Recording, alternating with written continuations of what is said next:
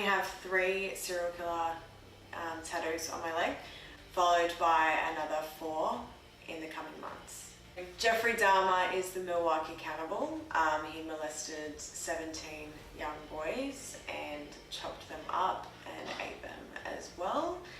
As for a particular 3, he actually drilled a hole in their brain and poured sulfuric acid in there to turn them into zombies, those of which he did not eat. Rader is the BTK killer, so his victim count is 11. And then he would bind, torture and kill them, better known as the BTK killer. John Wayne Gacy is known as the psychotic clown killer. He murdered 33 young boys. He would often dress up as a clown at children's parties, so better known, like I mentioned, psychotic clown killer, and would throw those little boys under his trapdoor, under his caravan. I sort of started it based on it looking as though it was a storyline. It was a bit more of a storybook, not glorifying the people that are on my leg. So, I started with portraits. I felt that portraits were quite important to go on my leg. As well as having the victim number, their last words, their last saying, their last quote before they died, because they are all deceased now, and then a piece of the crime that ties them in. So it is an open-ended book. Like, if somebody were to come up to me and see my leg, they would need to ask questions. It's for question asking. So, to remove the glorification, I didn't want their names, their death dates, or anything like that. And then the way that it's been designed is that the most recent crimes start at my ankle and they are in colour. So the recent being the 90s, going to the 80s, to the 70s, and then working its way up my leg will be into black and white to show that era. I will be introducing older fonts as well to show the era, and then the older crimes will be placed in there as well. So it essentially is, from an artistic perspective, a storybook, a timeline, if you will. The next 4 will be Ted Bundy, Ed Gein, Albert Fish, and Jack the Ripper. The choice to tattoo American and European serial killers over Australian, it sort of sparked with all of the TV shows and movies that I was strongly fascinated with. It got me to research the ones that were in the movies, and then it sort of just trailed from there. I have read things on the Australian ones, but it's not as psychologically extreme, if that would be for a better term. They're not as extreme as the ones that are overseas. They don't have access to the things that the ones overseas do.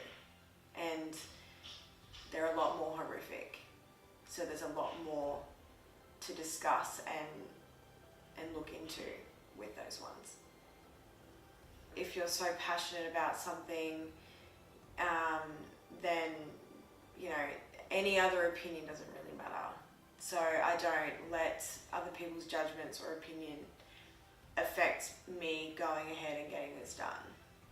Tattoos can have multiple sort of meanings. Some people take it as an expression of who they are. Some people use their body as a working art board.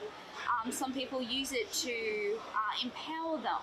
There are many different purposes for a tattoo, and you can look culturally and go back to ancient times where tattooing from different cultures means different things. You go to the Maori tribes, and a lot of it is to do with telling the history of their family and their tribes. Then you can go to ancient Egypt, and it's more empowering, more if I get this tattooed on me, I'm going to be stronger and smarter and faster. So one sort of meaning behind tattoos can be very narrow-minded, and it's more what does a tattoo mean to the person.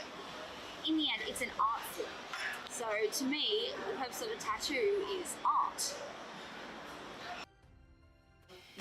The decision to get serial killers on my leg has been a big decision for 5 years. It's like what anybody would do about thinking about getting a tattoo. You know, they place things on their bodies that they're passionate about, that they love. It's essentially the same thing, but mine is fascination. My first reaction when I did see the photos of the serial killers on the lady, my initial response was looking at the artwork itself. I'm like, okay, yep, that's very well done. Then it was of who it was. I'm like, oh, okay, they're pretty noticeable serial killers, quite well known. And then multiple thoughts kind of tracked through my mind on how did she come to the conclusion of getting something so permanent tattooed on her when she's wanting to go into a profession of psychology. And that brings up a whole bunch of things, because you've got harm minimization, where you want to reduce any additional trauma that can happen to victims and victims' families. But then you've got to look at the context and sort of analyze today's society, because we are so withdrawn, well, especially in Australia, withdrawn from a lot of the major serial killers.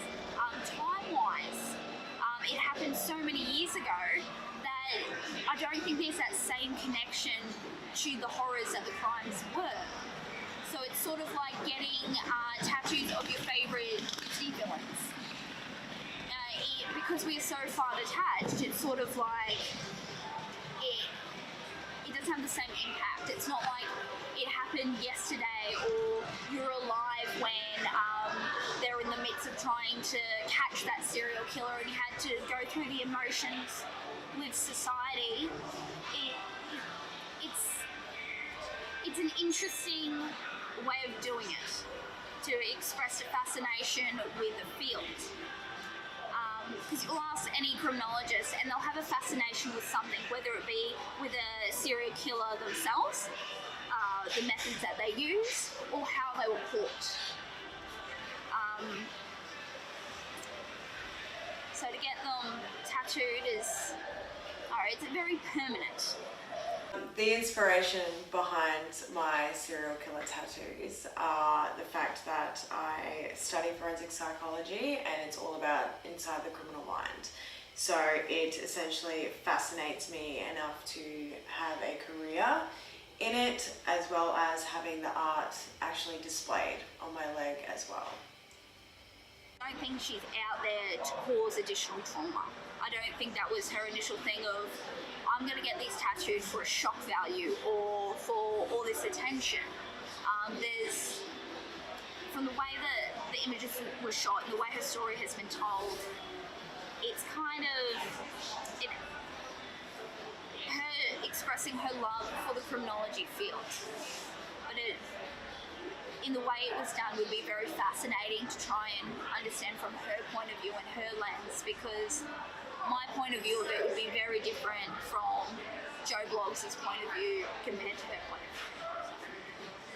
And it's kind of society's perception, because there are people that have Ned Kelly tattoos and they work in professional environments where they could be meeting victims that have been victims of assault and robbery, but they've got big Ned Kelly tattoo. So it's kind of our association with that. What makes Ned Kelly different from Jack the Ripper? Like, there's obviously little bits that are quite different, but it's that sort of, Ned Kelly was still classed as a criminal. He was still classed with murder and robbery and assault, and a very dangerous man, yet somehow he's allowed to be glorified, but others aren't.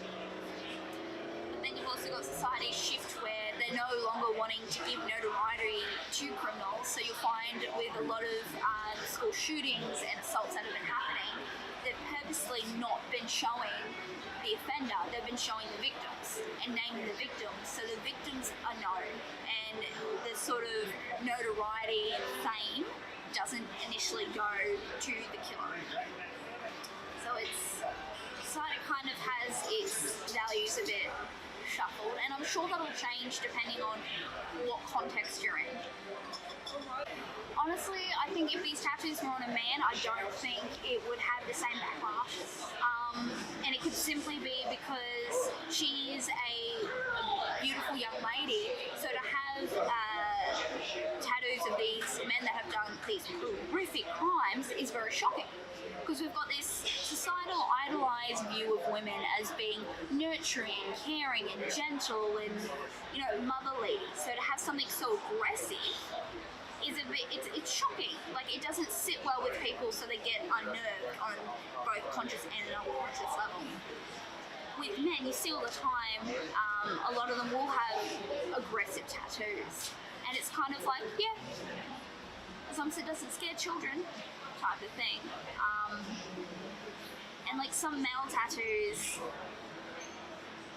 where initially we think when they're on her, oh, she idolizes them, she romanticizes them, she kind of glorifies them. But then there are men that have tattoos of women on them and still commit crimes against women. But wouldn't that be considered glorifying and idolizing women, yet they're still able to disrespect? So it's just those associations where if it's on a woman, she must love it, she must idolise it, it must be her whole life. Where if it's on a man, oh, it's a nice piece of artwork, it goes well with the others. So there is a bit that, like, that's extreme, it wouldn't be for all cases, but in a very broad notion, there is a very distinct sort of what's appropriate. And people are still just coming to terms with tattoos in the workplace and tattoos on women, and you'll still find a lot of people don't like tattoos on women. They're like, oh, I like tattoos, but not on women. It could be a beautiful art piece, but on a woman, it's uncharted waters that she's going into. And like, I have a very strong philosophy as long as you're a consenting adult and you're not hurting yourself or anyone else, you do you. Very simple. Not my body? Okay. So I might have bravery to put them up on Instagram when it is so easy for someone from a keyboard to just lash out. But then I can understand how some people are really worried. They're like, well, what happens if this does trigger someone? But in a professional environment, if she's going to succeed, whether she had tattoos or not, she'd have to make those ethical decisions on, what can trigger someone, what can't trigger someone. And while they're up on a high, in a professional environment where you're dealing with victims of trauma or offenders of traumatic events, would you often wear unconservative clothing? And it's just that professional environment. Tattoos to me have always some sort of personal significance, whether it's something that's going on with my life currently or something that I stand for. So for example, my partner and I get tattoos every time we travel to a new country. This tattoo happened when we were in Bali last year for our 6-year anniversary. So we each got a tattoo, a different one, and we both have the number 6 in our tattoo to represent our 6-year anniversary that we celebrated overseas. This tattoo I got is one that I've thought about for a while. It says SeaWorld sucks, and I've wanted this tattoo since watching the Blackfish documentary. It's something I thought about for quite a fair few years before committing to the idea of it. This is what tattoos are about for me. It's about having some kind of significance, a statement, sentimental value, whatever it is. I think that it's okay to go and get controversial statements and things like that you believe in tattooed on you. However, when you start going and tattooing things such as serial killers, murderers, rapists, cannibals, pedophiles, what statement is that making? What is that saying to everybody around you? What is that? You might be interested in that, we all are, because it's not normal. It's against the grain for us. Our brain can't comprehend how someone can do those horrible things. But just because you're interested in something, even if it's the most interesting thing in the world, it doesn't necessarily mean you go and put the serial killers on your body. The point of being a forensic criminologist or psychologist is to catch those people, to analyze those people. It's not to glorify them. You don't get into that role because you want to talk to serial killers. You're supposed to get into that kind of field because you want to help in reprimanding them and understanding their brain to prevent those things happening more so that you can help police and law enforcement agencies build profiles on these sorts of people. When you go and tattoo them on you in such a way where this tattoo has been done, where it's a full portrait of multiple serial killers, it begs the question, well, what are you trying to say? What do those things stand for? An interest? A hobby? What is it? At least with my tattoo, it's clear. It's clear what the message is. When you read it, they go, okay, she thinks SeaWorld sucks. Anyone who didn't know would look at those tattoos and go, is she into serial killers? And then you've got to think about how the victims of those families would feel. The families who were affected by those people who were either abducted, kidnapped, killed, tortured, whatever it is. Some of those families would still be alive today. How would they feel knowing that that's been advocated? How would they feel knowing that these people are being memorialised, glorified on someone else's body? A family member or friend of one of the victims of the serial killer on my leg came up to me and asked me why. Why would you do something like that when they have killed so many people? I would say to them, I would first off give them empathy. I would show them empathy, show them compassion, but at the same time, I would say to them, given the fact that I'm not a victim of this circumstance, I don't have an emotional connection to what has happened. Therefore, it's more of a freedom of expression. Like, I don't get affected by what that victim went through. I don't get affected by the family or the friends. It's got a completely different connection for me. So it doesn't upset me as it would them. But I would still show empathy towards them. Never apologising, no. We can talk about the argument of, freedom of expression or freedom of speech, but at the end of the day, I think we also have to have limitations on that.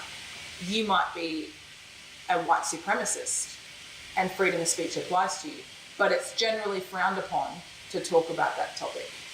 It's against how our society currently thinks and how our society is currently moving when we're talking about exposing and talking about sexual assault now more than ever against men and women, when we're talking about equality, when we're talking about Black Lives Matter movements, and you go and put something like that, which is such a controversial time and such a horrible time for a lot of people, and you want to go and continuing to keep those people's memories living on. As notorious as they were, and they'll always be written to our history books, I don't think that going and tattooing them on you is a smart way to move forward. My name's Troy O'Brien. I was previously employed as a prison psychologist in Queensland. It had implications for her employment. So it would have implications should her prospective employer become aware that she has those. And it would certainly be worth her considering how it is that she's going to explain her motivation for having them to a prospective employer. Also to clients, so the clients that she may intend on working with, and also to her colleagues, other professionals. Because these would be conversations that would occur if they were to become aware that she has those tattoos. And it would be something that it would be advisable for her to seek consultation from others about the potential implications that may come from her explanation, and whether or not that may impact on that career path, and again, to what extent. It could have. I could see potentially that it may. Again, it's conceivable that there may be positives,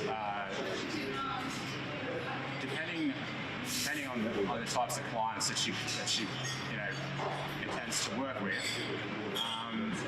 I know that there are other psychologists who have tattoos, and those tattoos have been beneficial in developing rapport with criminals, or with certain sections of society, let's say. But then there are others, I suppose, who are more conservative, Not that I guess would be working with them as much in a forensic environment, but there are others who are more conservative who would obviously do that differently, and that would, you know, be a negative, I guess, on the opposite side of the coin to you know, being able to work with them in some capacity. But that's to be considered too, I guess, how the tattoos may affect different relationships and how that could impact on a career should you know, she be successful with completing the training and becoming registered and gaining employment. Yeah. I have had a partner previously prior to getting my leg sleeve started, and needless to say, that relationship didn't last very long. From the moment that he asked me not to get them, and did say a bit of an ultimatum, whether I get them or not or stay with him, the decision was pretty clear. So, you know, when I do go on a date and it's a first date, I never used to mention it off the bat. But if someone's going to date me or like me for who I am, then this is a part of it. If my child did come up to me and ask me to remove my tattoos and give me an ultimatum, that is a reflection of my child. That is not of me. You would never ask me to change, as I would never for them. So if my child decides to do that, then so be it. You know, fully capable of making that decision on their own. What was my thoughts when Britney first came and asked me to do this tattoo? Interesting, very interesting. I thought it was cool, good idea. Something like this to me would create awareness. That's what I thought. I thought it'd be something really good to do. I don't think anyone's done anything really like it before, so I thought it'd be great to do. It would create awareness for a multitude of things. It would create awareness for protection, self-protection. It would create awareness for the actual murders themselves, you know. It's just a good form of expression. People should be able to express themselves whichever way they want. So I think awareness of either of what took place or what could take place, you know. I believe in supporting anyone who wants to do any kind of self-expression. Who am I to tell anyone what they can and cannot get on their bodies? It's up to me just to do a good job in what I do. Do I agree with what happened in those things? No, I don't. But I can't tell anyone what they can and cannot get. All I can do is support that person. I mean, if whatever they're getting makes them happy, then it makes me happy. It's fine. To me, it's about art. To me, it's about doing the best job I can with what I'm given. Whether it be Donald Duck, whether it be Ted Bundy. It doesn't matter. As long as I'm doing a good job for the person, and I can't tell someone what they can and cannot get. You know, and there's reasons behind it. If someone is going to look upon her in a bad way because she's got what she has, well, I mean, that's their problem. You know, it's really got nothing to do with me. All it's got to do with me is that I do a good job and I support that person who wants to get what they're getting.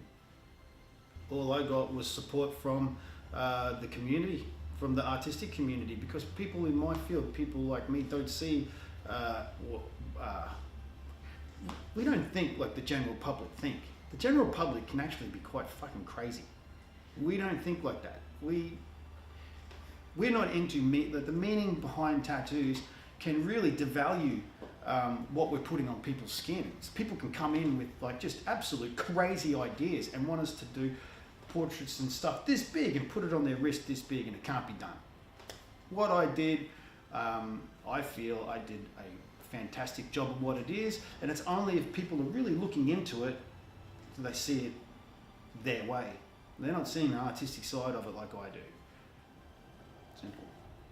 And it's not like Britney has done this tattoo because she's glorifying them. That's not it at all. If someone is going to sit there and judge someone on what they see, then shame on them. You know, like I think you know, the purposes of what she's doing it for is actually going to motivate her in her career in the future, and totally agree with that. Totally agree with that. I think it's, and people do it all the time. People do it in all, like I've tattooed excavate earth movers. And I've tattooed excavators on them. You know, and I don't know what it must. It must inspire them to do better work or anything. Tattoo artists get tattoo machines put on them. Yeah, I really wanted to be a tattooer, so I got tattoos tattooed on me. No, I do not think that I could be a serial killer. I struggle hurting insects. I'll leave that to the people that are on my leg, I think. People do often ask me that though, based on, you know, having them on my leg. They do ask, you know, are you a serial killer? To which I reply with, does that also mean I'm going to be an elephant? Have an elephant tattooed? Am I a lotus flower? You know, it goes without saying. So no, I will not be a serial killer. I mean, all you can do is sit there and study it. All you can do is sit there and study how I've done, like the stamp, like the stamp that was used. Then looking at the composition of the hands and how I've used contrast, how we've made a black and grey piece fit in with the colour piece. Letter envelopes, it's like, you know, it's looking at detail as well. I love that we did that in his writing, because I've had so many people ask me what it says. I mean, that there is morphed in with a fictional character. No, non-fictional character. Non-fictional character. I mean, for artistic license. You know, that's all. It's artistic license. One of the tattoos in particular, which is the John Wayne Gacy on the back of my calf, his last words before he was executed was "kiss my ass." So I did have the choice to either have him on the front of my leg or on the back, and I purposely chose the back more of as a statement, because the "kiss my ass" is well written in carnival writing for those that will sit there and give their opinion, stare at me in public. It's on the back of my leg. You can read it. The decision is yours.